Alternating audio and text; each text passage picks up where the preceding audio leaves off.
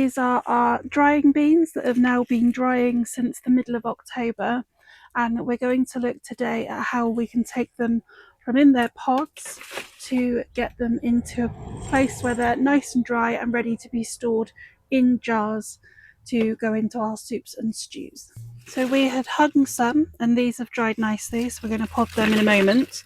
And then we'd also popped some into some bags in order to dry, and these were at different levels of dryness before they went in the bags. And some of them have definitely been too green, and you can see that they've started to rot. So the chances are that we're not going to get any beans out of these bags, but we should be absolutely fine to get some out of the other bags that have dried quite well. We have a couple of different ways in which we can do this. If you've got a lot of them, then the easiest way is probably to add them to a very large bag, like a pillowcase or something like that, and to actually start walking on them, to start bashing up these pods in order for them to break up, and then we can collect the seed out of them.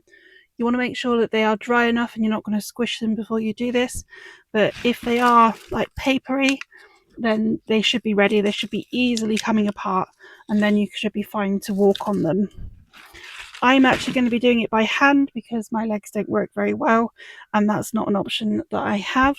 And then we will be placing them from there into this little basket, and then they're going to dry in here for another couple of weeks before we do put them in the jars. At that point, when we put them in the jars, we'll be looking at doing some germination tests. So let's start with these looser ones here and just start removing each of these pods into the basket.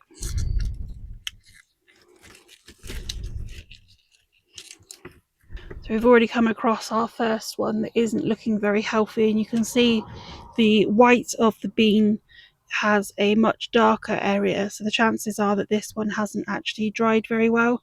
It's not too bad, so I am going to leave it in with the rest, and then as they dry a little bit further we'll see how they go. And also that's one of the reasons that we're going to do a germination test further down. But any darker or any more issues than that, then we'd be questioning if there's pests in them, as well as any issues with drying. Any that have been exposed to something, so this one has got a hole in it, has been eaten, they're just going to go straight into the compost.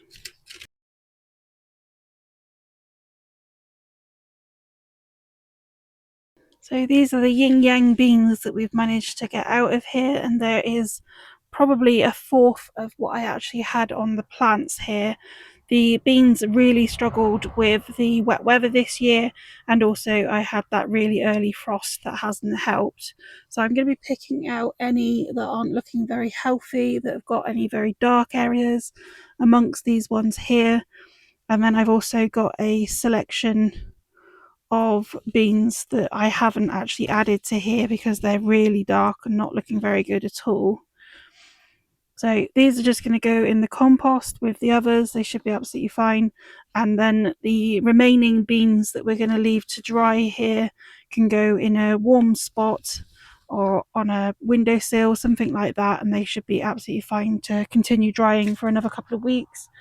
It may be that they are completely dry already, but we're just trying to remove any chance of it actually being slightly wet and causing us any issues in storage. And then these are the beans that I've not even added to the tray, and the majority of them were like this. So they just have been harvested too young.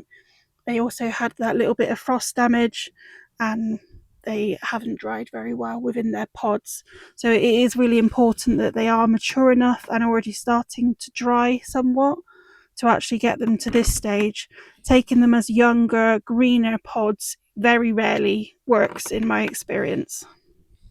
This little guy here that's been sat by me, helping me for a while, is a parasitic wasp.